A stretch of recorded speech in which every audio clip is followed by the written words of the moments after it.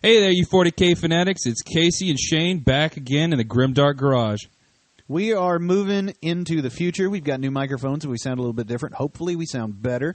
There's a guy mowing the lawn because this is what progress looks like. And that is why we are in a Grimdark Garage, you know. You know, you got to get in where you fit in. It's the only way to do. And, you know, what are we, 4 or 5 episodes in? Yeah, and as we are doing this episode right now, this is Friday the 28th, I believe, and that is just before Warhammer Fest comes out. So anything we say, it's time travel, folks. So do with what you will. Timeline got messed up. Yeah. Maybe, and, you know, maybe someday in the future, once all of our lovely listeners rate and review and subscribe and tell us how much they love it and tell all their friends and their grandma and everybody else that they need to be listening to 40K Fanatics, maybe we'll get a little more, you know, real time with it. Oh yeah, I'm excited because, you know, with Warhammer Fest, I'd love to see like what comes out and then talk about it and what Games Workshop brings to us and everything. I'd kind of like to go. I mean, I've always wanted to go to the UK. That's the one in the UK, right? I believe it is. I think that they have more local things that are like offshoots, you know, kind of like how Gamescom has like the Games Fest thing. They broadcast it, but they have smaller like venues at the same time, at different dates, or maybe at the same time. The Adepticon looked huge. A lot of the YouTubers that I like went to it, and it just seemed so fun. But a thing that happens at all these conventions is tournament play. And today's podcast topic is all about your first tournament. So a couple episodes back, we did one on what is the game, how it works, just, you know, an overview of Warhammer 40K 9th edition. Now, 10th edition's coming out. By next week, there's no telling what we're going to know. As of this week, they've got a new card deck. Have you seen this? So I've never got to play Tempest. Cards. The only cards I know are the Emperor's Tarot, you heretic. Oh, man, listen. This is going to be so cool. So there's a whole hashtag Tempest Bestus game mode in the 40K gaming community. And with Tempest, you get your secondaries at random. You get your deployment at random. You get your objectives at random. Yeah. Well, now they've added a whole other step where you're going to get a gambit. So if the whole thing has gone belly up, at turn 3, you can decide, I'm going to work for this gambit. You omit your primary entirely to try to do this gambit, which, from the example they gave, has got some random dice roll action, and then you get 30 points. So it's like maxing out your primary on those 2 turns, turn 4 and 5. And you score on the cards. Well, the cards set up the whole mission. Okay, yeah. But then these are extra cards at the end. You've got even more cards, more random, more crazy. You can do things like you can either take your secondary cards and play them for the whole thing, or you can decide, I'm going to get new secondaries every turn like you did in Tempest. It's going to be awesome. Some people are talking about the Gambit feels broken because it's so random, but I just think it's more fun, man. You know, I've seen 40K in 40 minutes. The guys over at Play on Tabletop, they do Tempest, and I actually thought that was just some game mode that they made up. No, there's a Tempest deck. You buy the deck, and it's got the cards, and it gives you all the stuff. Wow. And I haven't played it. I don't know if you guys listening at your friendly local game store can find a Tempest deck, but I mean those mugs stay sold out because it's fun. It makes it super spicy because you and I have both been there, especially in what we're going to talk about today, tournaments where you've gotten behind the 8 ball on the mission and you're not going to get out. And you know they say that dice tell stories, but apparently they're going to say cards tell stories now, is from what I'm understanding, right, Shane? I mean, Casey, you've said that. Yeah. You've said that. Hashtag Casey said it. Oh, also, hashtag Casey said it best. Check us out on Twitter. 40K Fanatics now on Twitter, where you can just scream obscenities at us to your heart's content, and we will participate because we are small and have nothing better to do with our day. Yeah, jump on there. We need the followers. We've got it's just really me and you, Shane, and maybe one other guy. And we need more people to spread our names out there, get our content out. You know, because the closer we get to things like affiliation and besides doing this for fun, we can make it better. Like today, we're talking on better microphones, using better software and stuff. Like maybe that'll lead to getting a studio or making a studio or like doing better content for you guys. and get money. Well, yeah, money would help. Yeah. Money is always good. Like, I mean, look, everybody, pursue your art all you want, but 100%. also, if possible, give money. And I'd like to start it like a Patreon so we could bring you guys like merch and stuff, like hoodies, jackets, stickers, stuff like that. I can design a mean T-shirt. On to the main podcast topic of the day. We are talking about what it's like to play in your first tournament. Me and Casey both played in our first tournaments this year in 9th edition. And I'm going to go through some stuff of what to expect, what not to expect, horror stories that you hear about, and how neither of us have come across those. We've got a pretty good community around here, if I'm being honest. It is, and I don't think it's by accident that there are so many Let's Play YouTube channels where those communities seem awesome too. Like, the very first thing is a thing people expect is that you're going to go to the tournament and there's going to be this rules lawyer telling you that this isn't how your stuff works and that you can't do that and that this is messed up and you're going to be disqualified and you're going to go home 15 seconds into the game starting. Yeah, the guy who basically lives on Battlescribe or lives for the PDFs. I mean, I think that these people, if they do exist, are Reddit trolls that don't actually play anything. Oh, yeah, and I think I'm kind of thinking that's going to change here with 10th because they're releasing the rules for free. So you don't have to buy the books and the PDFs and the small little supplements and all the other things that guys with a ton of disposable income will just buy off the shelf, brand new, Well, look, you do need to know your own army rules. You have to. We're going to talk about that.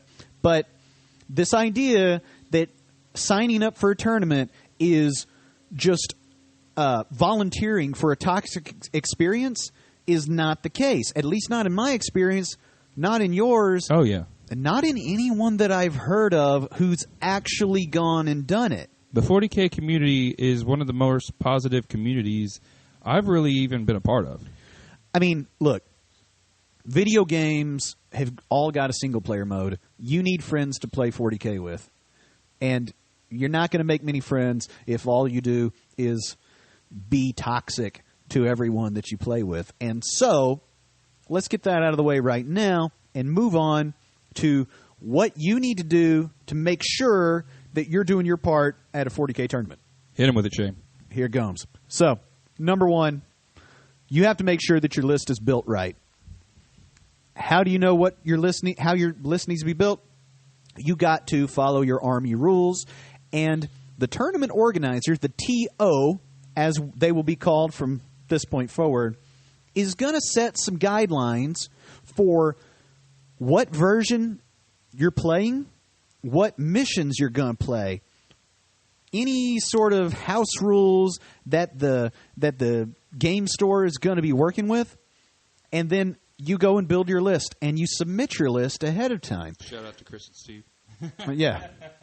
Shout out to Chris and Steve, and shout out to Dallas. Oh, yeah, Dallas.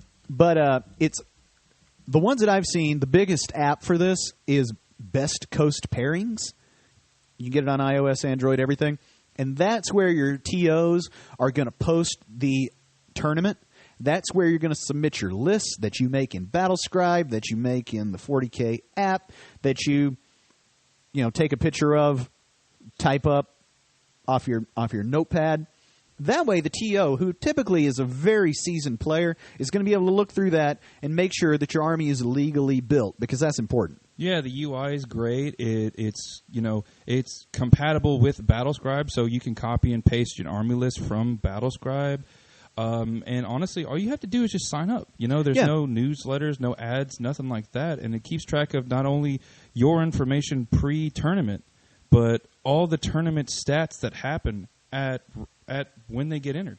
Yeah, I mean, it has a section for, like, global standings and stuff, which if you're like me going to your first tournament, it's not going to be pretty in all likelihood, depending on how many games you've got under your belt. But I got second to last in my first one.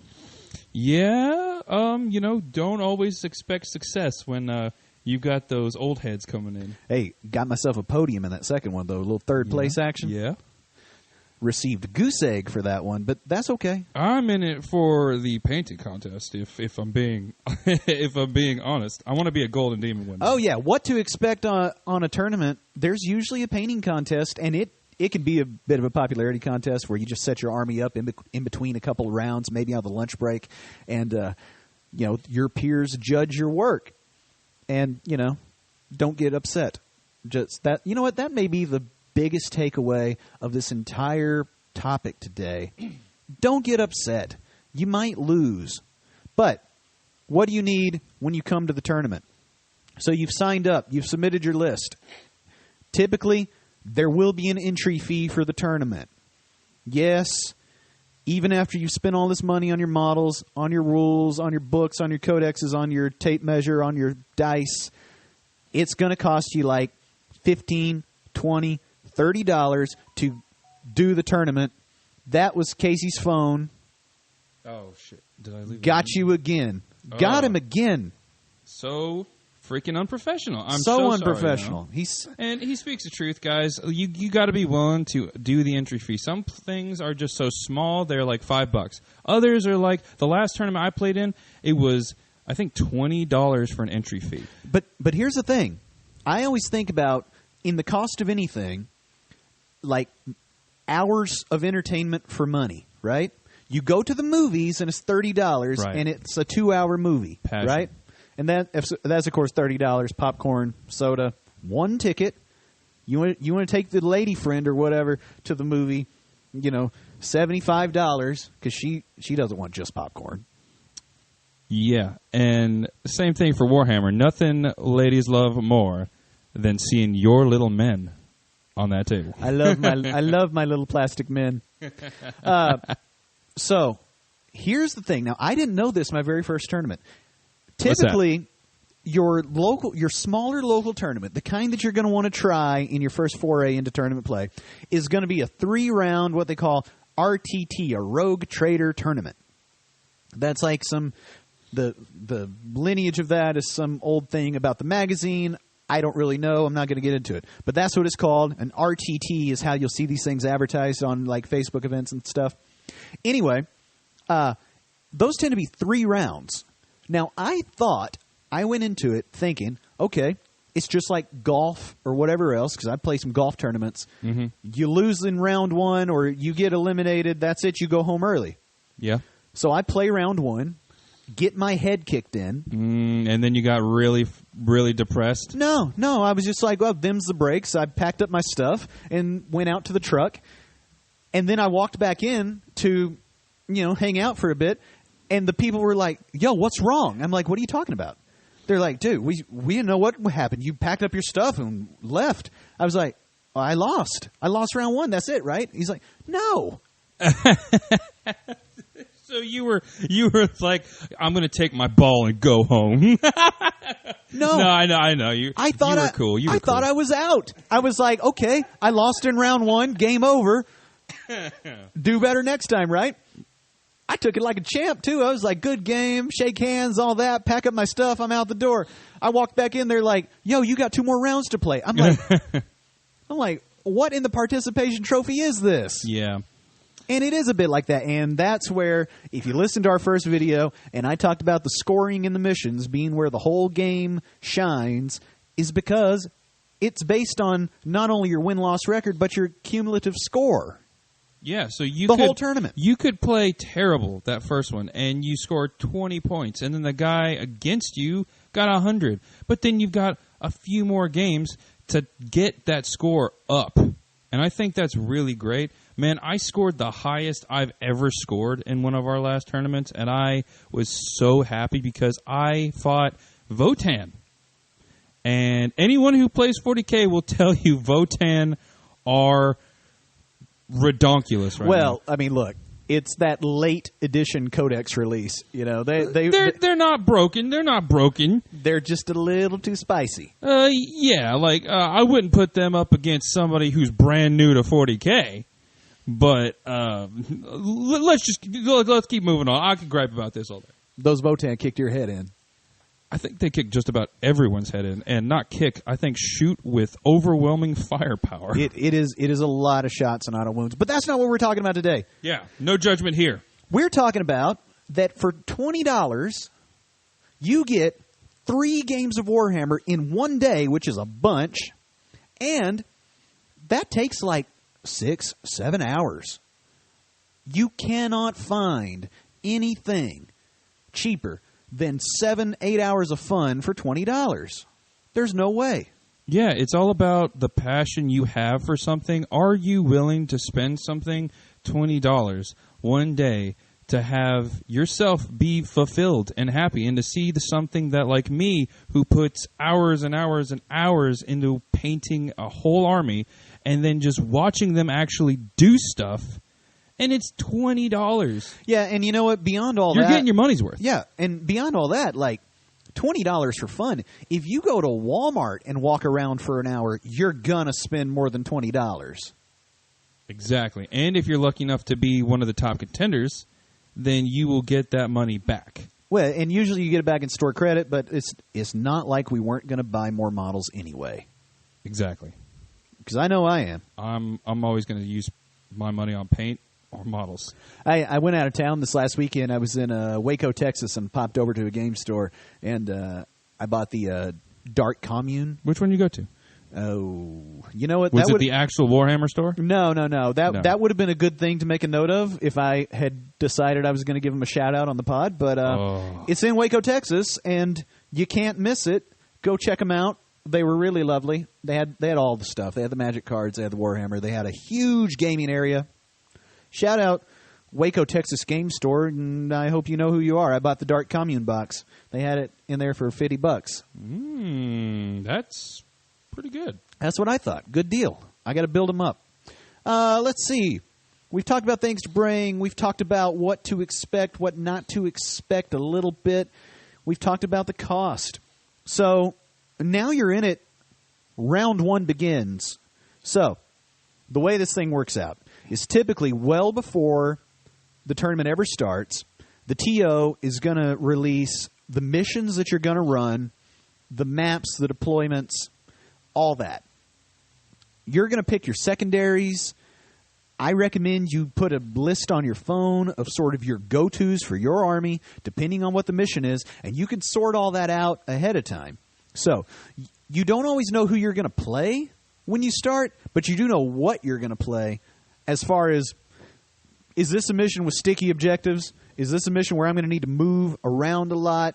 Because that kind of thing is going to inform which secondaries you pick. So you're going to need your secondaries pretty quick.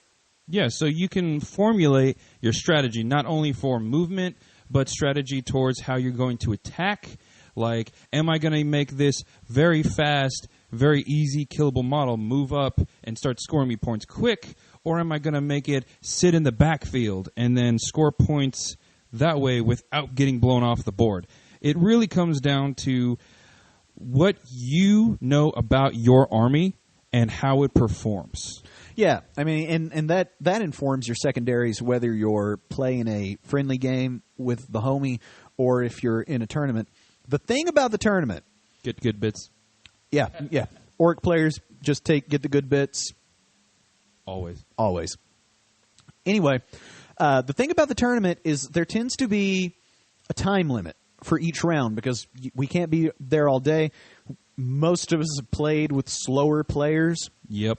And it'll help. It helps you get better. It helps you get faster because, Casey, you're a slower player. Oh, yeah, because my army is a horde army, and so I have to go fast when I have to think and do things. So knowing the stratagems, the secondaries, and everything beforehand and knowing what I want to do helps me out with the time cost, because if I'm playing, movement is honestly going to take up a huge majority of my time, and then the fighting and everything and the math, I have to get in as fast as possible.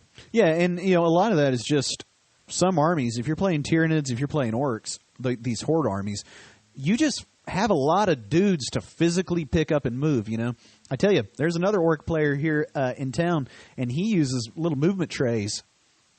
So he's just sliding 5 orcs at a time. because otherwise he's got to pick up and move 60 dudes. 100%. Movement trays save lives, people. Yeah. So that's a huge thing in your preparation for the tournament, is getting ready to go fast. And to go fast in your deployment, to go fast in your secondary selection. Because you've got to put all that down. You've got to get into it. Because typically, you only have 2 hours, 2.5 hours per round, which is a really fast game for a lot of people. But it's not impossible. The trick is, get you some reps in, friendly style. Study your own list. Typically, it's going to be your characters that are going to make this difficult. So, Hero Hammer time. That's right. I'm a get in the weeds a little bit. So, my guys, Chaos Space Marines, Black Legion. I bring Abaddon the Despoiler, Broken. Harkin World Claimer, Dope model. and a Master of Possession. So that's three. Man. That's 3 characters. Now the Master of Possession, he's a psyker. He doesn't have a lot going on. Harkin, the Lord of the Raptors, he's got every command phase to give his rerolls to somebody, and typically it's going to be the nearby Raptor unit that he's got to be deployed with, that he's got to be around. Otherwise, those don't synergize. And then why'd you bring that stuff? That would be my wife opening the door to the Grimdark Garage, folks, knowing that we are in here. She's had a long day, so just give her a round of applause for all this noise that she's causing right now. There's lawnmowers in the background. There's dogs barking. There's a garage door coming in. I love that woman, folks. I just love her so much. Shout out to my wife, Stella, who really loves the way I play with my little man. You know, I laid out because I thought we're going to edit this out. You're driving. But now, since you've made this proclamation of love for, you're gonna keep it in, yeah. we've got to keep it in now. We got to keep it in. Like, I mean, that's just part of the grimdark life. The Grimdark Garage Studios are going to be a garage sometimes. The spouses of Warhammer players are the Warhammer 40,000 people. Yeah, they have to be. They have to be. It's too silly otherwise, and therefore wholly intolerable. Where was I? What was I talking about? We were moving on. You were listing off your characters and bragging about them. I was listing the characters, right? Because bragging about them. This is a tip on how to get ready to run your army.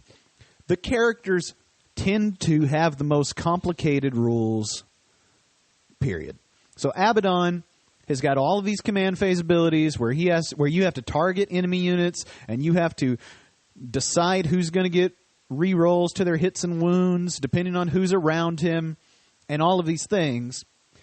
And you need to have that stuff ready to go. He's also got stuff in the fight phase where if he does this, then this happens, and if this happens to him, then this thing happens, you know? So those are the places that you want to focus on in your study, because your troops, your little tanks, things like that, are usually just going to move and shoot.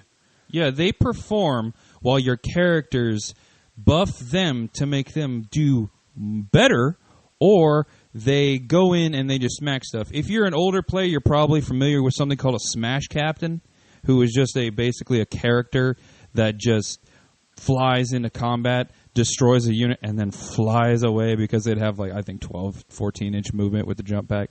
Anyways, your characters are basically there to help your other parts of your army do better or destroy the enemy. And I know as an orc player, I usually have to choose between the two.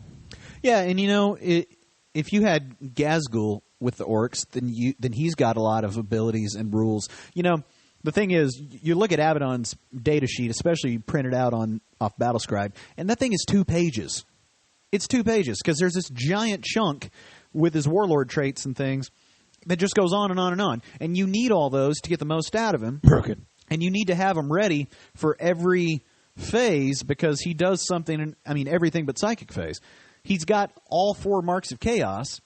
So whether he's being shot at, hacked at, doing some shooting, doing some fighting, it's not just the numbers on his data card line. It's that and all of these modifiers that get put into different places. So that becomes where you need to study to be able to operate your character fast enough to play in the tournament without getting caught by the clock. Now, Casey, do you know what a chess clock is? Yes, a chess clock is basically like a stopwatch for both players, and one person will press a button to start the opponent's clock so they can move, and once you're done, you press it so the other player can move. Yeah, so not all tournaments have this. I've played a tournament without it, and I've played a tournament with it, and the clock is scary at first because you see it had 2 hours on each side, so each guy has got 2 hours, and it's their own time, right? And when you're doing your stuff, your time's ticking away.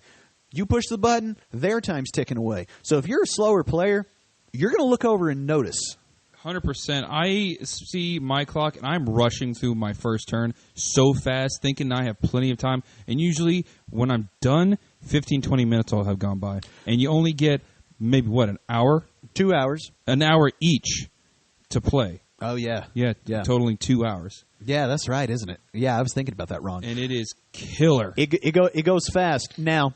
And tell them what happens when you run out of time. Yeah, so if you run out of time, which I was getting to that, if you run out of time, the opponent, if they still have time, they get to keep playing. You then just roll saves as they shoot all your dudes, as they move all around the board, as they score all these points because you're out of time and them's the breaks. Now, with that being said, the one with the clock, I feel, was a much better tournament, and because there has to be a time limit whether you have the clock or not, it felt much more fair when we did actually have the clock. Because somebody just saying, 15 minutes, it's like, well, I'm playing fast, but I'm standing here waiting on whoever I'm playing with. Well, now I'm running out of time too, even though I'm cruising. Makes you stay on topic. Yeah, and when you have the clock, that takes that away because they can play slow if they want. And then I'm going to get my 37 minutes to just keep moving dudes around for the next however many turns and score all these points and win. Yeah, exactly. Keeps everybody focused, and nobody's leaning over each other's shoulder and looking at another table and talking to each other about like, "Hey, I love your army. Where'd you get it? Or how'd you paint it? What'd you do?"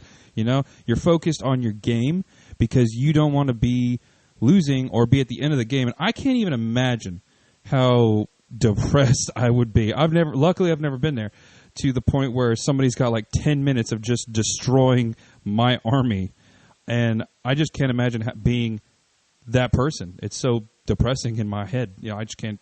That sucks.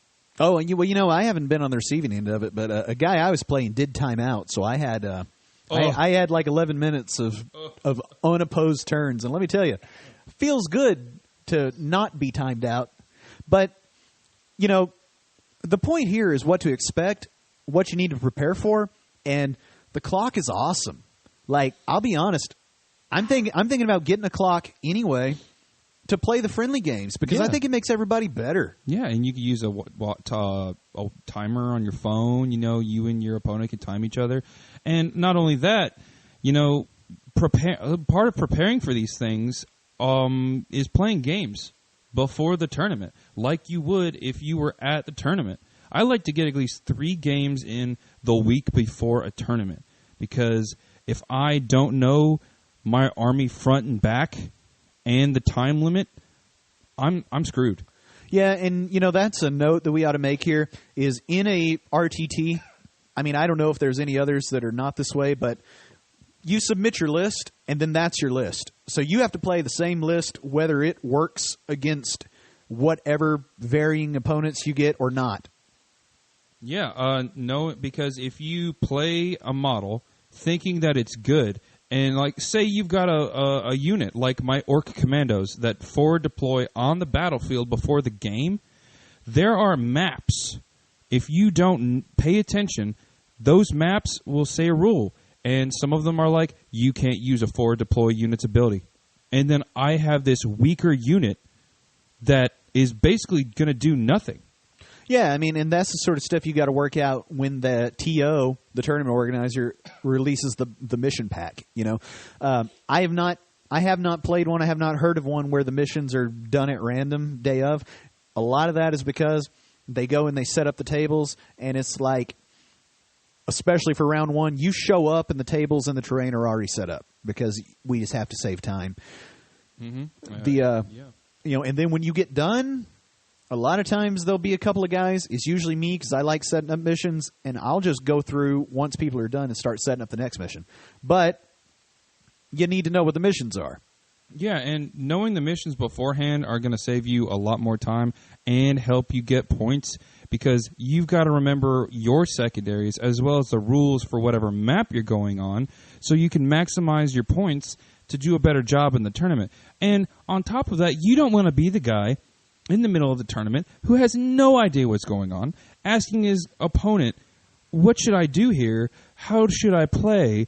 Did I miss something? And having to go back and do stuff because you're just going to waste your time, that person's time, and you're going to frustrate people at the tournament. Yeah, and at the end of the day, all that's going to happen is you're going to lose real bad, and that's not going to feel great. I mean, obviously, you're not going to win all the time. That's not how anything works. No, 100%. But, showing up wholly unprepared is a good way to get your head kicked in. Like I said in our last basic 40K rules pod, losing is a great teacher. I know so much, and I have played probably, I'm going to say around 30 games, and I have only won twice. Now, because of those games, I am a much better player for it. My time is maximized at tournaments. I'm quick. I know my army's abilities. I prepare for each tournament to the best of my effect. And even if I lose, I knew that I did the best that I could to play in that game, so there are no sore feelings at all. Yeah, and at this point we're sort of moving away a little bit from the tournament discussion, but more into just a general, playing sort of discussion.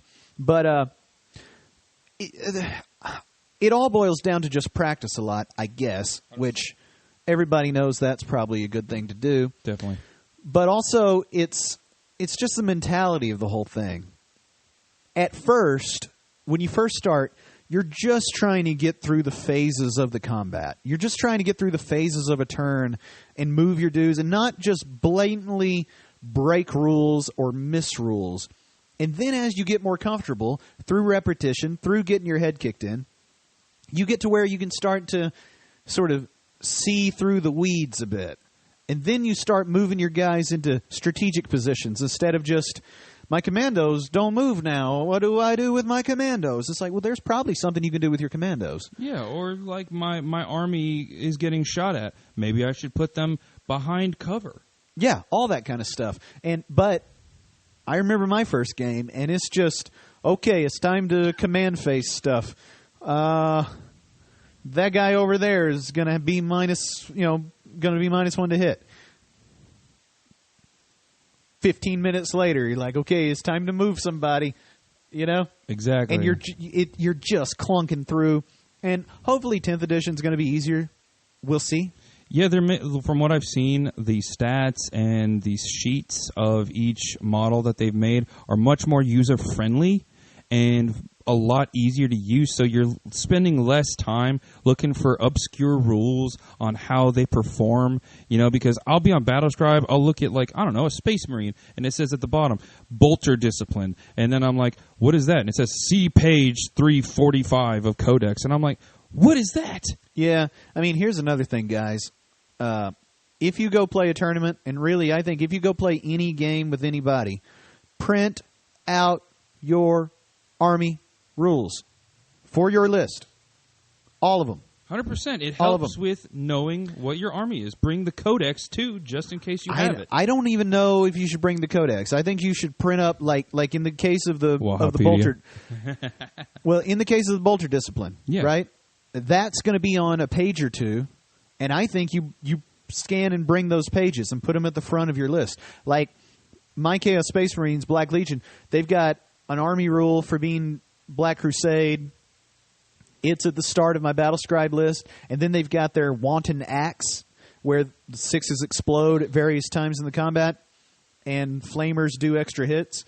for Let the Galaxy Burn is what the rule set is called, and it's like a page is a big old chunky paragraph of rules, and I have that printed, page 1 of my entire list. And Shane is like the most prepared player. Like, I thought I was prepared, and then I saw him, the first game I played with him, bring a freaking 3-ring binder, laminated pages. Print it up. And the reason you print it up is because I promise you there's going to be crap to look up on your phone. So just having it on your phone, it's like, okay, you're going to scroll.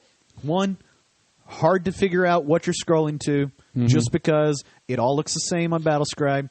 Number 2, you're going to need to look up other stuff. You're going to need to look up core rules things. You're going to do that on your phone. You're not busting out that giant book.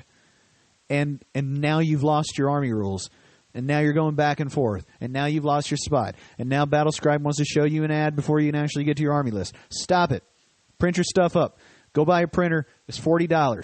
That's cheaper than the good price I got on that Dark Commune unit. And some of your friendly local game shops will actually print your army list off for you. I know, like last time, I was playing and I knew that we were going to be playing the tournament. I said, how long is this going to happen? And I'm used to using my phone and Battlescribe as my list. Well, I can't guarantee that my phone is going to last 8 hours with the screen on the entire time of me using it and scrolling it through my list. So I asked my friendly local game store beforehand, can you print this off? I texted it to him. Boom, there it was in my hand an hour later. They've never spoken to him since. Well... What else do I have? Let me see. I've got notes. They're on my phone. Okay. Oh, there's an ad on my phone. No, I'm kidding. He's going to talk about Hello Fresh. It's no, we don't have any sponsors, guys. The 40K Fanatics podcast is brought to you by absolutely nobody because not many of you are listening yet. But tell your friends, rate, review, etc. The Lawnmower 3.0. Hey, it's really good. Lawnmower, give me free stuff, please. I could use a fresh one. Gosh, you know what? We're to the end of my list. We've gone all over the place about playing your first tournament. Has this been helpful? I think it's been extremely helpful. I think that like a lot of people who are first time getting into this hobby are really going to be insightful in this. And I think that the old heads who are more seasoned and know how to play the game are going to enjoy the commentary and all the stuff where we break it down. Because, you know, if they want to get somebody into it, they can always recommend this to them. So share the podcast, people. And one more thing before we go. I think there are 2 takeaways from this. One, practice is helpful. And practice with the same list, because in the tournament, you're going to do 3 rounds with whatever list you submitted. You can't change it in most cases. So take that list that you like, that you think will be good, and play as many games as you can in the time leading up to the tournament. That way you know it and you're ready. So practice is number 1. Number 2 is don't be intimidated by the idea of a tournament. At the end of the day, it's all about fun. It's all about fun, and you're not going to the Warhammer World Championship in Las Vegas or anything. That's not going to be your first tournament or whatever. That's not your first tournament. You're going to whatever shop that you bought your models from. You're probably going to be playing against the guy behind the counter. There's probably going to be pizza. There's likely to be pizza. What is there to fear about pizza? Exactly. I mean, you're going to go. You're going to talk to people that you've seen probably half a dozen times from playing them at the store. You're going to eat some food with them. You're going to talk about how you both could have played better. They're going to give you tips. You're going to compliment each other's models. You might even win a little bit of money if you win or, have a very well-painted army like some people. Yeah, Casey, much more likely to win the painting contest. I rolled deep in that heavy metal miniature style, folks. I want to get away from it, but it's got me deep. I've painted 5 Terminators, Chaos Terminators this week, and finished up 2 of my Aldari Kill Team guys. And how long did that take you? That took me 2 sessions. I did 3 right off the bat, and then I came back for another hour and a half and got the other 2, and then finished the final touches on the other 3. And would you say they are parade ready? No, they are table ready. They're ready to smash the heads of the Imperium. Smack me up, Daddy. Okay. I'm printing off. Actually, I have a buddy who's printing off some stuff, and I'm going to paint that up for him. I haven't actually been able to paint this last week, and I'm dying from it because I've been so focused on getting the podcast together, getting the Twitter together. I've also had some family stuff going on, but everything is kind of gotten a lot better in the last few days. So hopefully we'll be rolling out a lot more content to you guys later. You'll be able to see a lot more of my miniatures on my Instagram, and we'll see where it goes. But Shane is a good painter. You should see some of his models. He has a skin tone that I freaking love. Yeah, I'll have to throw some up on my Instagram as well. And you can check us both out on Twitter. Please, get on the Twitter, comment, tell us what you think. I mean, hate. Just hate. We would love some hate.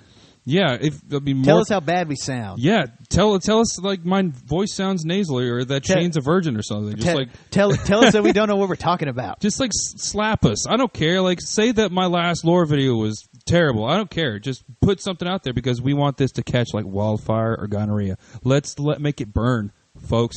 Let's go. Let the galaxy burn. See ya. Okay, that's been it.